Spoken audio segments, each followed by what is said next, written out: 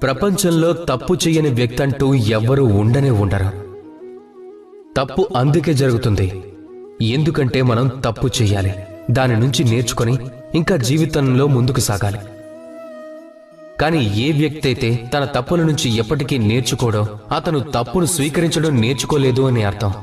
మనుషులు చాలాసార్లు తమ తప్పును స్వీకరించలేరు, దాన్ని విమర్శిస్తూ ఉంటారు. ఏది ఆలోచించి అంటే ఒకవేళ తన తప్పును స్వీకరించినట్లయితే తను అందరి సమక్షంలో సిగ్గుపడాల్సి వస్తుంది అని. తనకు తెలుసు తాను ఎక్కడో ఒక దగ్గర తప్పు చేశాడని, కాని తన ఈ బలం తనని అది స్వీకరించేలా చేయదు. ఇప్పుడు ఆ తప్పుని కప్పిపుచ్చుకోవటానికి దానికోసం అతను మరిన్ని తప్పులు చేస్తూ ఉంటాడు.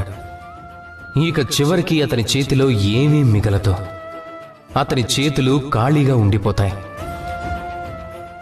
అందుకని జీవితంలో మీ వల్ల ఏదైనా తప్పు జరిగితే దానిని స్వీకరించడంలో ఆలస్యం చేయకండి. ఒకవేళ మీలో ఉండే మీ ఈ బలం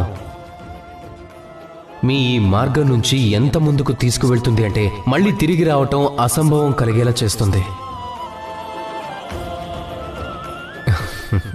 రాధా కృష్ణ.